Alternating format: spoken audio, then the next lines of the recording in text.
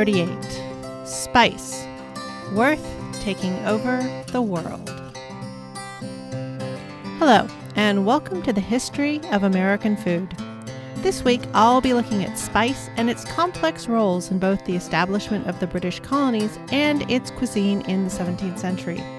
And I will do my part to squash the 19th and 20th century American and British colonial balderdash that countries and cuisines that used lots of spices did so to cover up rottenness. And our man with an astrolabe, a compass, and a plan will make one last appearance this century. So pull up to your place at the table and let's dig in. The first thing you need to know about spice. Before there was sriracha, before there was salted caramel, heck, before there was ketchup, there was the big spices of the South Seas. When flavor influencers these days talk about this great new taste they are obsessed with or totally addicted to, they don't really mean it. After all, which among them has risked life and limb, sloshed about in an unheated boat, eating salted rations, sea turtle, sour beer, and fishy-smelling seagull eggs, set up a military fort, engaged in risk-style political chicanery, and initiated plantation-style harvesting with chattel slavery, all in the name of locking down their fave new flavor? None, you say? Well then, just how obsessed can they really be? Which leads me to the story of how a small selection of pungent plant parts turned the world inwards upon itself in the 16th century. In the Middle Ages, there was an understanding on a certain level that you are what you eat, though it was much more along the lines of the Brillat-Savarin quote, "Tell me what you eat and I'll tell you who you are" thing from the OG Japanese version of Iron Chef. What food you had access to, much like the clothing worn or kind of soap used, marked people out clearly as one social class or another. And clothing, soap, and food over time have been subjected to sumptuary laws. Only the right sorts of people are allowed to eat certain types of things. Strangely enough, this social class demarcation and discrimination continues today in America. Just look at the list of what food stamps, or what is now called SNAP recipients, are not allowed to buy. The list is long, perplexing, and among other things does not allow a person to purchase a grocery store rotisserie chicken because it is hot, prepared food. But I'll get into that more in the 20th century. What matters here is that there were sumptuary laws around food then, and we still have them now. The line between royal chef and royal physician has long been a bit blurry.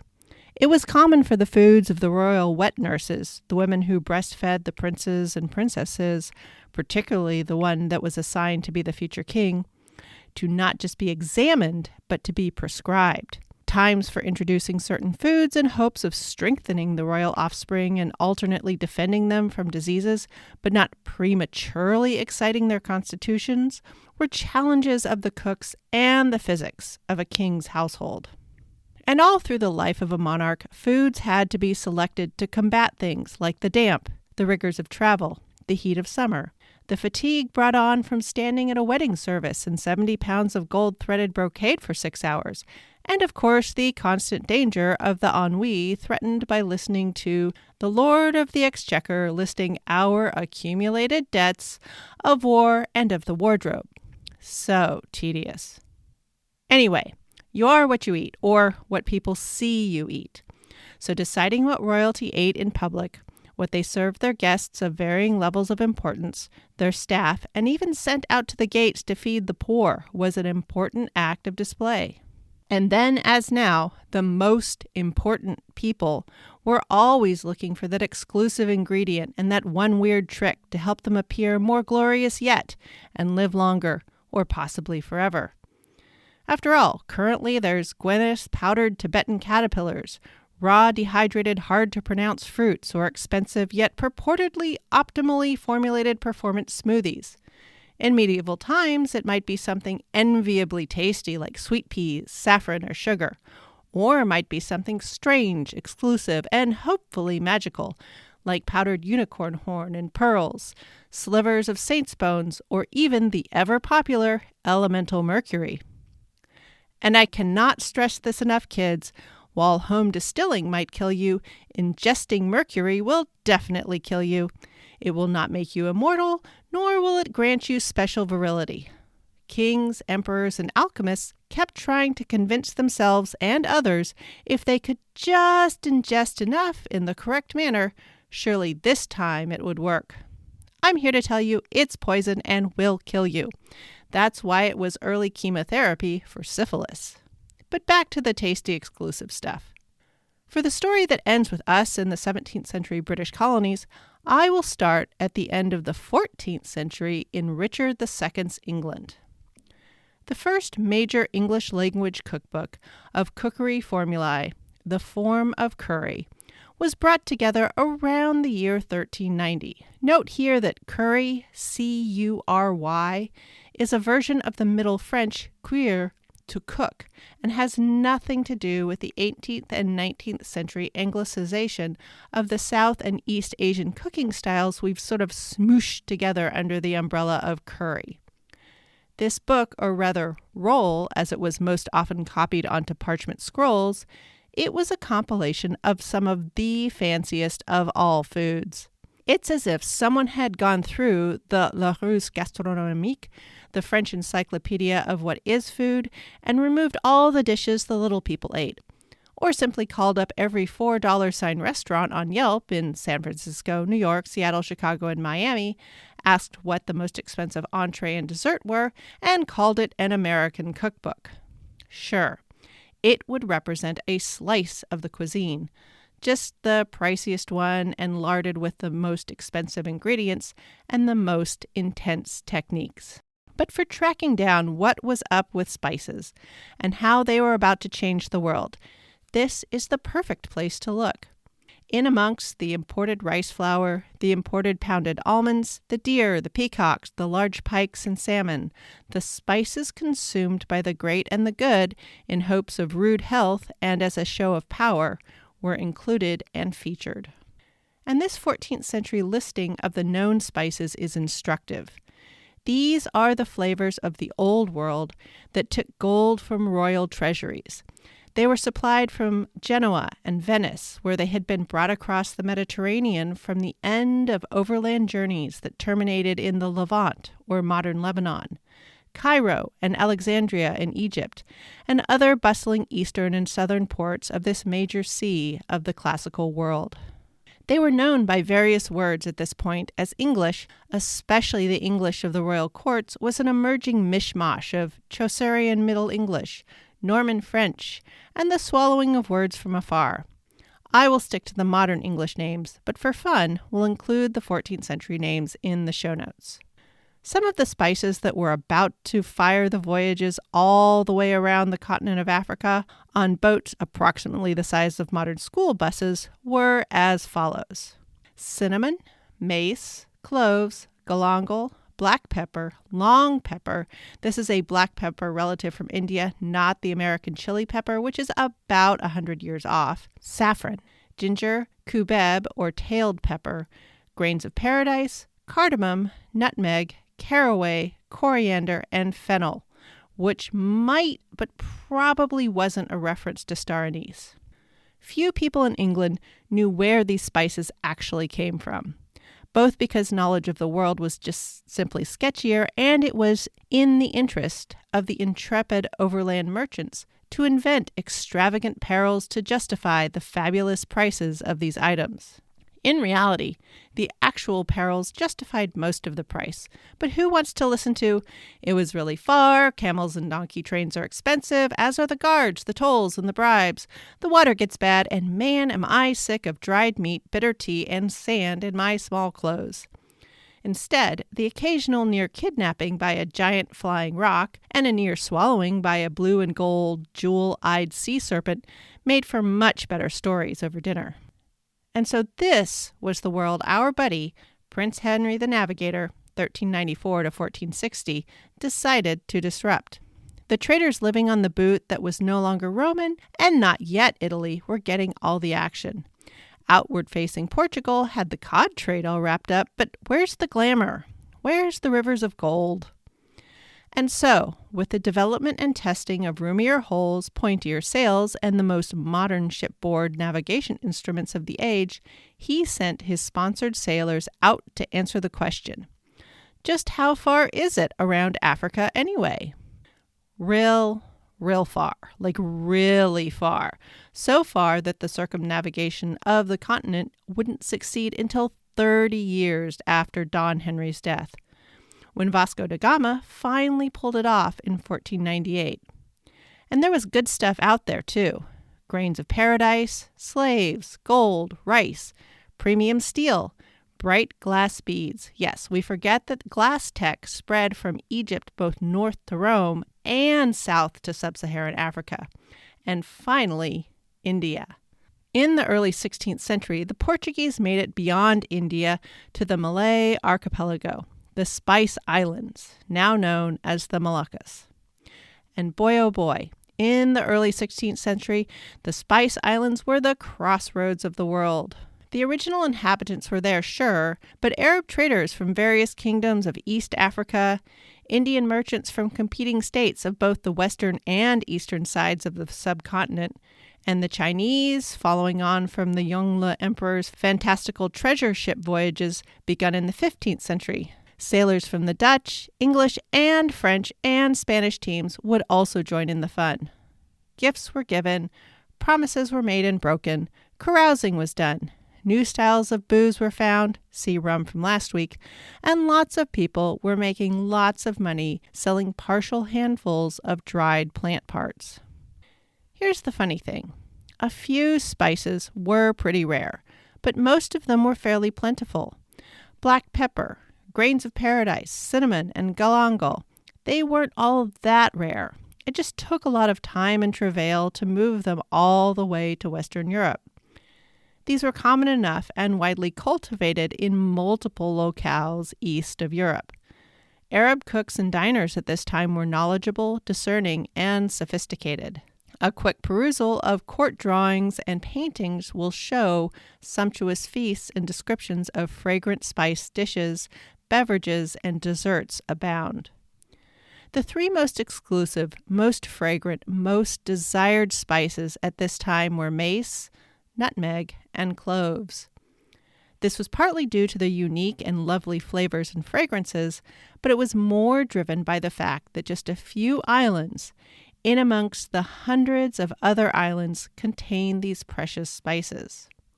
As an aside, when people start positing the interference of aliens in human affairs and bring up just like one more pile of ancient rocks, I yawn. But choosing a few islands within Earth's largest archipelago and dropping these two different plants that would drive globalization and change commerce over the next 500 years to the point where we would actually become our own biggest danger, now that's some alien meddling I can respect. But enough joking.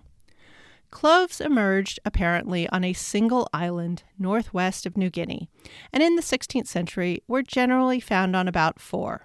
The oldest living tree currently is about 350 to 400 years old and is on the tiny island of Ternate. Cloves are the unopened flower of an evergreen tree, and the trees must be about 20 years to start producing a healthy crop of buds. And typically each one has a productive life of around 80 years. For island families, it was common to plant a clove tree at the birth of each child, a wise investment for their future. When the Dutch arrived, following on the heels of the Portuguese, into this spice bonanza, they were not satisfied with having access to the spice trade. They wanted to own it. The Dutch set up military camps and plantations, importing slaves from their other holdings. After all, people knew by this time, never enslave the locals. They have too many resources. In attempts to corner the market, the Dutch also set out on campaigns to eradicate every other clove tree not under their control. The French did the most to ruin this effort and set up other clove plantations on other islands such as Zanzibar. Today, clove cultivation takes place in many places around Indonesia. In the Middle Ages and the modern age, cloves were and are still prized for their complex sweet flavor, the ability to conquer bad breath, and In an age of clumsy medical care, the distilled oil of cloves was a powerful topical analgesic or painkiller. Oil of cloves was a pricey but effective temporary cure for toothache, a growing problem in the 16th century as tooth decay followed the rise of sugar consumption. Nutmeg and mace are both parts of a single plant. The nutmeg tree is from an even tinier group of islands than cloves in the same archipelago, but about 300 miles or 500 kilometers to the south. The Banda Islands are considered the home of the nutmeg tree. Unlike the clove tree, where all male and female parts are present on every tree, nutmeg trees are dioecious, like holly, so only the female trees produce fruit. And there's no way to know if a tree is going to be male or female until it blooms for the first time, about 5 to 9 years after it's planted. So you can bet, as with the apple tree, grafting became a big part in the commercial cultivation of nutmeg to make sure that most of the trees are female and nutmeg producers. These trees have a shorter productive life than cloves at around 50 years.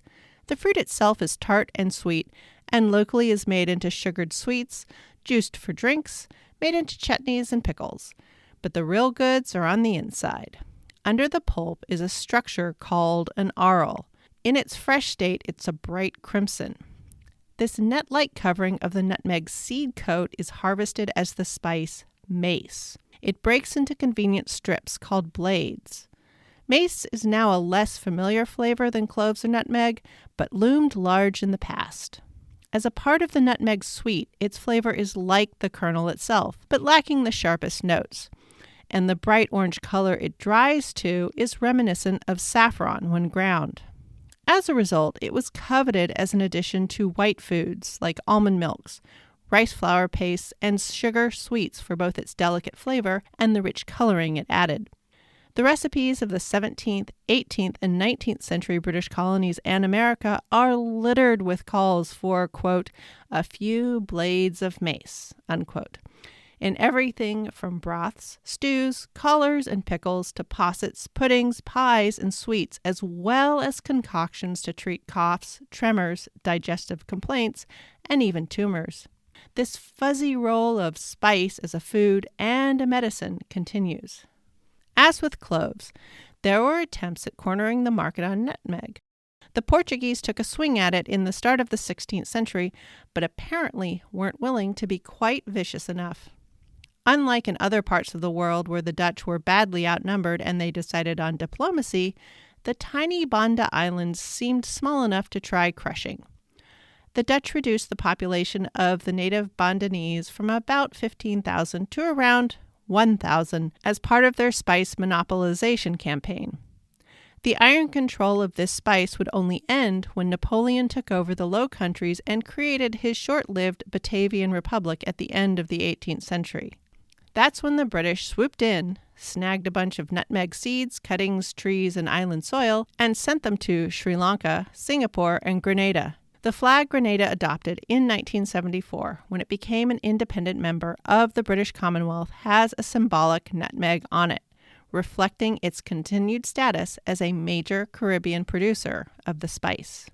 Once the mace blades are pulled off the nutmeg seeds, they are laid out to dry for several weeks. The hard seed coat is cracked and the fragrant kernel is harvested. While many spices might be pounded to powder in the large mortars of the day, the round, basically solid wood nature of the nutmeg led to the rise of the spice grater. This prized possession would be yet another metal tool a well-set-up woman would need in her kitchen for true respectability and to show the very best taste. The flavor of nutmeg, while a Swedish spice, was most often used with eggs, green vegetables, and meats on the 17th century table. And due to the Dutch monopoly, like cloves, was both fabulously expensive and to be used liberally as display to company. The spice wars, as they were sometimes called, did not end when the Dutch rolled in and set up their forts. Rather, these were ongoing conflicts that had their starts back at least in the 15th century, or possibly earlier. Have I mentioned religion gets tied up in food history? I have? Right. Well, it does a doozy here. The Malay archipelago is a group of about 25,000 islands and contains the Spice Islands, or as they're now known, the Moluccas, which alone numbers over 1,000 islands. Over the course of several centuries, different islands and groups of islands would retain their indigenous religion, adopt Islam, Buddhism, Hinduism, Confucianism, or very rarely manage to accommodate more than one religion. When the Christians rolled up, they realized they had two different swords to pull in the religion game if they wanted to start something and gain a foothold. The first was the slower diplomatic sword, where they would start as supplicants to the king, prince, sultan, shah, or other potentate of an island. Over time, they would introduce Christianity and, of course, cash bribes to the court and or the population, and sow conflict and instability that would allow them to take over just to help return calm to the particular island. The faster sword was to go to the head of one island and talk about what a dirty, blasphemous dog of a ruler the guy running that other island over there was, and say how we, your friends, the Dutch, Portuguese, Spanish, French, British, were just here to help them take over the island because we are such your pal and just like you ever so much. This creation of intra and inter-island strife was simply a continuation of what every trader turned invader in the archipelago had been up to for centuries. And from what I can tell, this use of religion to pit leaders and people against each other for largely economic ends is a trend that has continued from that day to this, occasionally slowing, but never stopping entirely. So it was these spice fortunes that the Portuguese set out to find that would start the race for global riches we are still in today. Vasco da Gama's voyages opened the sea door of the spice trade, ending the monopoly of the overland traders. Columbus thought he was sure showing the Portuguese and this da Gama guy who was boss by heading west to go east, but found chili peppers and a new land for sugar instead. It wouldn't be until the Magellan voyage from 1519 to 1522 that the western route to the Spice Islands would be found. That's what that circumnavigation thing was all about. And the fact that the 3-year trip that lost 4 ships and only returned with 18 of the original 270 guys that left, but brought home 26 tons of spices, only ignited spice madness further. These 18 guys saw a total final profit of about 500 gold ducats, even after paying back investors and reimbursing whoever had to be for the 4 lost ships.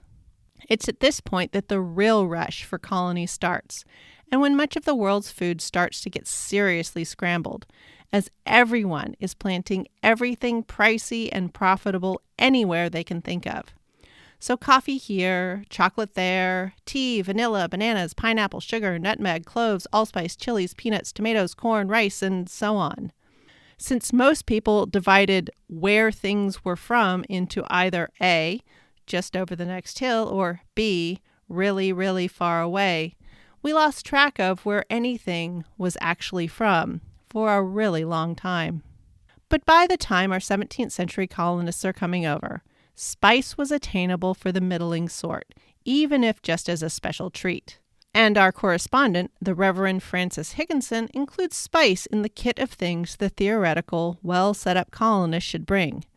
Not so much to use, but to trade as pay for the passage, and trade for necessities like nails, help setting up a house, and a cow. On both sides of the Atlantic and all around the globe, spice was understood as a luxury, a companion for food, and a show of power. So at no time was a poor, rotten bit of food slathered in a luxurious coating of spice as a way to cover up spoilage. Now it's true some spices are used then and now as part of food preservation, but not to cover food already gone off. So the, spicy food is because people had to cover up rotten food thing falls into that sort of conventional wisdom that people just say and believe because it quickly and simply explains and dismisses something that is strange, challenging, and complex. I remember hearing and believing this as a child. But as with tattoos, saunas, and sometimes sleeping with the windows open, there's way more to the story, and context matters. Most importantly, the hot take is not true at all. The modern Western use of ketchup does not reflect how spices were used in the days before refrigeration. The 17th century colonists had a definite taste for spice, but unless they were a tobacco baron, a cod squire, or a master of salt beef, they had little to spare. So over time, a virtue was made of this necessity to have mainly plain food. Over time, American food developed a name for being proudly plain. Every rough-and-ready new up-and-comer saw himself as superior to the fancy Spaniard and his complex Baroque dishes, or the fussy Frenchman and his desire for food covered in messes of sauce. This proud plainness would first end in the Southeast, as the enslaved cooks working in plantation kitchens introduced their own vegetable and spice combination to their masters' tables. This pride in plainness would last longer around New England, where the Puritan shadow was longer. But the railroad-driven new money wave would wash away more of this reticence at the end of the 19th century, and the trend of Europhilia would start to sweep the northeastern seaboard. And so the country would continue this sloshing back and forth between plain and fancy, real American and exotically spiced, for the rest of its existence. Hey, hold up. Didn't you forget chili peppers? Those are American. Didn't they spice up colonial food in the 17th century? No.